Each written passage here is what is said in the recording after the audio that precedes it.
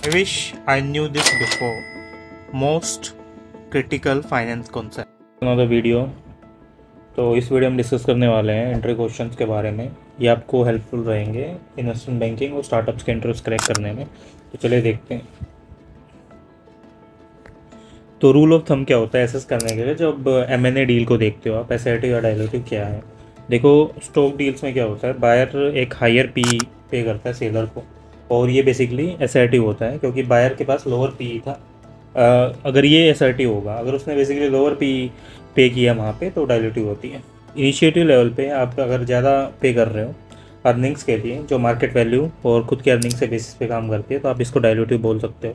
अगर आप less earnings के बेसिस पे कर रहे हो मार्केट वैल्यू के हिसाब से, तो आप इसको एसआईटी बोल सकते हो। तो कंप्लीट इफेक्ट क्या है एक्विजिशन का, देखो फोरगोन करता है इंटरेस्ट ऑन कैश को, एडिशनल इंटरेस्ट ऑन डेट है, आउटस्टैंडिंग्स आपकी कॉमन फाइनेंस स्टेटमेंट्स है।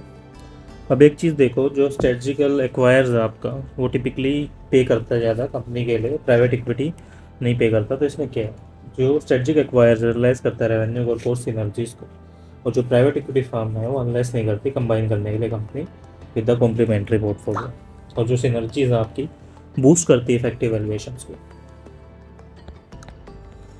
अभी सिनर्जीज क्या है और कैसे प्रोवाइड करते हैं एग्जांपल। सिनर्जी बेसिकली केसेस होते हैं 2 और 2 5 कुछ सिनेरियोज है ना, वो चीज़ बेसिकली जो बायर्स आपको ज़्यादा वैल्यू मिलती है आउट ऑफ एक्विजिशन, और जनरली आप यहाँ क्या करते हो, जो फाइनेंशियल्स हैं वो प्रेडिक्ट करते हैं उसके बजाय आप रेवेन्यू सिनर्जीज क्या होती हैं, जो कंबाइन कंपनी है वो क्रॉस सेल करेगी प्रोडक्ट नए कस्टमर्स को और अप सेल करेगी नए प्रोडक्ट एग्जिस्टिंग कस्टमर्स को। लेट्स से मारुति और सुजुकी दोनों का मर्जर हो गया, तो मारुति कस्टमर्स को ही बेचेंगे, सुजुकी कस्टमर्स को ही बेचेंगे, तो इस पे एक्सपेंड करते हैं नियो जोग्राफिकल्स में as a result of deal. तो इसलिए सिनर्जीज होती हैं। कोस्ट सिनर्जीज क्या है, कंबाइन कर लेंगे दोनों ऑफ द रिसोर्सेज को, बिल्डिंग वगैरह मशीन वगैरह एक साथ ले ली और वो वही यूज़ कर ली बिना चीज़ें, जो स्टाफ है उसको बेसिकली एक साथ यूज़ कर दिया, और जो एम्प्लॉयज़ हैं जो काम नहीं कर रहे थे उनको हटा दिया।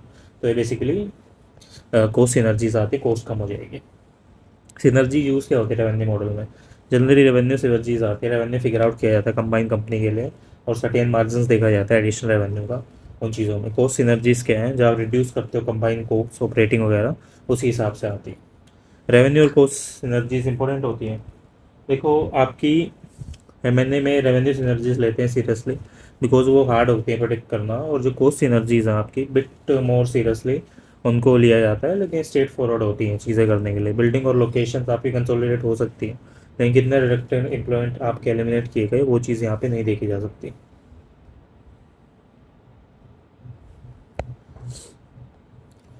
सारी चीज़ें अगर आपकी इक्वल हो गई, कौन सा बेहतर प्रेफर करोगे आप एक्वायर करने के लिए दूसरी कंपनी, कैश, स्टॉक या डेट।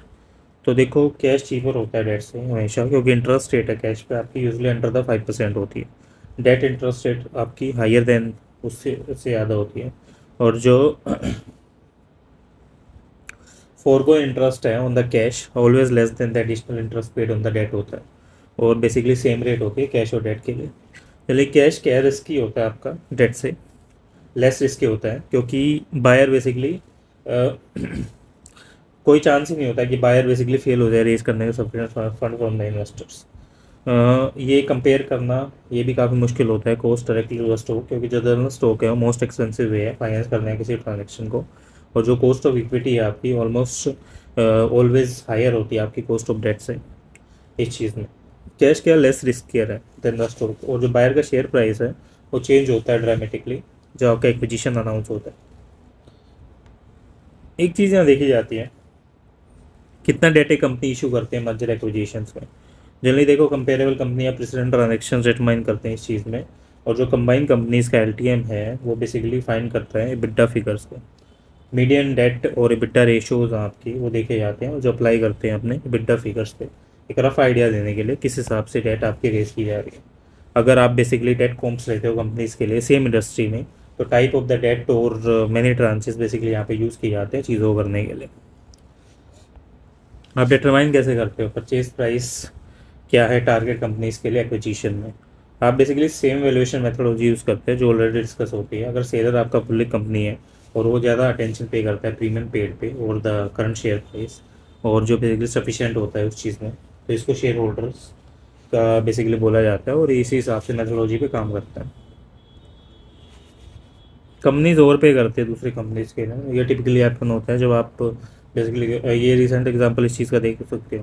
जैसे हाई अमाउंट ऑफ गुडविल है, दूसरी इंटेंजिबल एसेट्स हैं जब क्रिएट की जाती हैं तो उनका प्राइस ज़्यादा होता है fair market value of company से, और जो एक्विजिशन है आपका वो बढ़ता है, तो लार्ज गुडविल इम्पेयरमेंट चार्जेस होते हैं इस चीज़ पे जब कंपनी डिसाइड करती है कि इसको ओवर पेड किया जाए। एक रीसेंट एग्जांपल है ईबे और स्काइप की डील का, जिसमें ईबे ने पेड किया था ह्यूज प्रीमियम आपके स्काइप की उससे, क्योंकि एक्सेस गुडविल और इंटेंजिबल एसेट्स है, और बाद में ईबे ने उस चीज़ को राइट डाउन किया था। ये चीज़ है। परचेज अकाउंटिंग और पूलिंग अकाउंटिंग मेथड क्या होती है मैंने डील में? देखो, परचेज अकाउंटिंग वो होती है जब सेलर बेसिकली आपके शेयर होल्डर्स इक्विटी है वाइप आउट करते रहता है, और जो प्रीमियम आपका पेड की जा रहा है वैल्यू पे वो रिकॉर्डेड होता है as a goodwill on the combined balance sheet post acquisition. और पूलिंग अकाउंटिंग क्या होती है? आप सिंपली कंबाइन करते हो दो शेयर होल्डर्स की इक्विटी को, और आप बेसिकली देखते हो गुडविल और दूसरे रिलेटेड आइटम्स को जो इसमें क्रिएट की जा रही हैं, तो उस चीज़ को आप परचेज अकाउंटिंग या पूलिंग अकाउंटिंग का नाम दे सकते हो। अगर आप कॉन्क्रीट एग्जांपल देखो कि कैसे रेवेन्यू सिनर्जीज कैलकुलेट की जाती है, तो वो कैसे होगा। देखो, जो माइक्रोसॉफ्ट है आपका एक्वायर करता है याहू को, और याहू पैसा बनाता है सर्च एडवर्टीजमेंट से, तो इसमें अलग अलग चीज़ें आती हैं, तो रेवेन्यू सिनर्जीज वही है, उससे वो पैसा कमाएगा आने वाले टाइम में गूगल बना के। डेफर टैक्स लायबिलिटी और डेफर टैक्स एसेट क्रिएटेड की जाती है एम डील में। ये चीज़ क्या होती है? देखो, राइट ऑफ करता है एसेट्स को, टेंजिबल और इंटेंजिबल दोनों चीज़ों को, और जो आप राइट डाउन करते हैं एसेट्स को ट्रांजेक्शन्स में, जब एसेट आपकी राइट अप होती है तो एक डेफर टैक्स लायबिलिटी क्रिएट होती है, एसेट राइट डाउन होती है, डेफर टैक्स एसेट बनती है। अगर आप राइट डाउन करोगे, राइट अप करोगे एसेट्स को और उनकी बुक वैल्यूज़ को बैलेंस शीट में, तो ये डिफर करेगा substantially on the market value. एक एसेट जब राइट अप होता है वो क्रिएट करता है डेफर टैक्स लायबिलिटी, और आपको एक हायर डेप्रिसिएशन एक्सपेंसेस होता है नए एसेट्स पे। इसका मतलब कि आप सेव कर रहे हो टैक्सेस पे शॉर्ट टर्म में, और इवेंचुअली आपको पे बैक करना पड़ रहा है ज़्यादा उस केस में। और बेसिकली जो अपोजिट अप्लाई करता है एसेट्स के ऊपर, जो राइट डाउन करते हैं डेफर टैक्स लायबिलिटी में, ये चीज़ यहाँ पे आती है। अब DTL और DT इफेक्ट कैसे करता है बैलेंस शीट एडजस्टमेंट को? देखो, आप अकाउंट में लेते हो जब सारी चीज़ें नहीं होती, और कैलकुलेट करते हो अमाउंट ऑफ गुडविल को, दूसरी अंदर इंटेंजिबल्स को क्रिएट करने के लिए परफॉर्म बैलेंस शीट, और जो फॉर्मूलाज आपके defer tax asset, asset write down होते हैं into tax rate, liability asset right up होते हैं इनटू टैक्स रेट। 1 बिलियन है हाफ कैश के साथ हाफ डेट के साथ, ये चीज़ यहाँ देखी जाती है, और 100 मिलियन का एसेट राइट अप होता है, टैक्स रेट होती है 40%। सेलर का टोटल टैक्स है 200 मिलियन का, वो आपकी टोटल लाइबिलिटीज़ आती है 150 मिलियन की, और जो शेयर होल्डर्स की इक्विटी है 50 मिलियन की यहाँ पे आती है। और जो कंबाइन कंपनीज बैलेंस शीट है वो चीज़ें भी यहाँ करते हैं। आप सिंपली ऐड करते हो सेलर के एसेट्स और लाइबिलिटीज़ को, और इसी हिसाब से चीज़ें आप होती है। जो बायर है आपको इनिशियल बैलेंस शीट के हिसाब से काम करता है, और लाइबिलिटीज़ आपकी डाउन होती है 150 मिलियन से। जो कैश एसेट साइड पे आपका गोज डाउन होता है 500 मिलियन से नीचे की तरफ।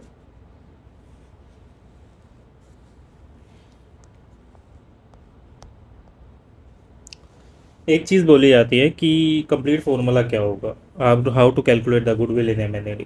तो देखो, इक्विटी परचेज प्राइस आ गया, उसमें से आप सेलर की बुक वैल्यू हटा दोगे जितने में उसने खरीदा था, सेलर का एग्जिस्टिंग गुडविल हटा दोगे, और एसेट राइट अप है वो हटा दोगे, सेलर की एग्जिस्टिंग डेफर टैक्स लायबिलिटी वो हट जाएगी, write down of the sellers existing defer tax वो ऐड करोगे, और newly created defer tax liability add करोगे। तो सेलर की बुक वैल्यू क्या होती है? शेयर होल्डर्स का इक्विटी नंबर होता है जस्ट, और कुछ नहीं होता। आप ऐड करते हो सेलर की एग्जिस्टिंग गुडविल, क्योंकि वो रिटर्न डाउन करते हो जीरो पे एक M&A डील में, आप सब्ट्रैक्ट करते हो एसेट राइटअप्स को, क्योंकि एडिशंस होती हैं एसेट साइड में बैलेंस शीट के। गुडविल क्या एक एसेट है जो इफेक्टिवली बेसिकली आप इसमें गुडविल को प्लग करते हो इस चीज़ों में। नॉर्मली आप एज्यूम करते हो 100% of sellers existing DTA return down में, और जो सेलर की एग्जिस्टिंग DTA है वो आपकी राइट डाउन होती है कम्प्लीटली चीज़ों के हिसाब से।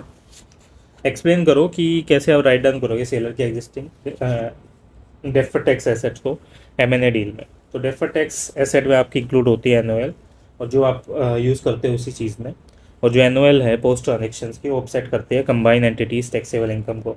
एक एसेट जनरली आपके एनुअल बैलेंस जीरो होता है, क्योंकि ट्रांजेक्शन बेसिकली जब राइट डाउन होते हैं डेफर टैक्स एसेट में, उस चीज़ में देखा जाता है। DTA राइट डाउन कैसे होते हैं? बाहर की टैक्स रेट है इनटू आपने ये चीज़ें एनुअल वगैरह देखा और उसके हिसाब से चीज़ें करना शुरू किया, तो वहाँ पे ये चीज़ें आती हैं। एक्सचेंज रेशो क्या है और कंपनीज कैसे M&A डील में काम करती है? एक्सचेंज रेशो अल्टरनेट वे है स्ट्रक्चर करने का 100% स्टॉक M&A डील्स को। और जैसे आप देखते हो कि आपने कंपनी बाय की 100 मिलियन के लिए ऑल स्टॉक डील में, और नॉर्मली आपने डिटरमाइन किया कि कितना स्टॉक इशू किया जाएगा डिविडेंड में, और जो 100 मिलियन है बाय बायर स्टॉक प्राइस वो कैसे होगा। इसमें बेसिकली आप न्यू शेयर काउंट यूज़ करते हो, और जो एक्सचेंज रेशो है आप basically number of new shares के हिसाब से देखते हो बायर के कितने शेयर्स हैं। सेलर रिसीव करता है 1/5 of the buyer share for the each share, और बेसिकली शेयर आपका स्पेसिफिक डॉलर अमाउंट में काम करता है। अब एक चीज़ आती है कि मोस्ट इंपॉर्टेंट टर्म्स क्या होती है परचेज एग्रीमेंट की। Price, form of consideration, transaction structure, treatment of options, employ retention, reps and warranties. Basically buyer और सेलर क्लेम करेगा रिस्पेक्टिव बिजनेसेस के लिए। नो शॉप और गो शॉप, ये सेलर शॉप करेगा ऑफर को अराउंड और एक बेटर डील लेने की कोशिश करेगा उस चीज़ के। अनआउट क्या है, आपकी डेफर्ड पेमेंट है मैंने डील में, जो मोस्ट कॉमन है प्राइवेट कंपनीज के साथ, स्टार्टअप्स के साथ, और हाईली अनयूजुअल है पब्लिक सेलर्स के साथ। यूजुअली ये कंटीजेंट होता है फाइनेंशियल परफॉर्मेंस में और दूसरे गोल्स में, और बेसिकली आपको एक एडिशनल 10 मिलियन देता है 3 ईयर्स में।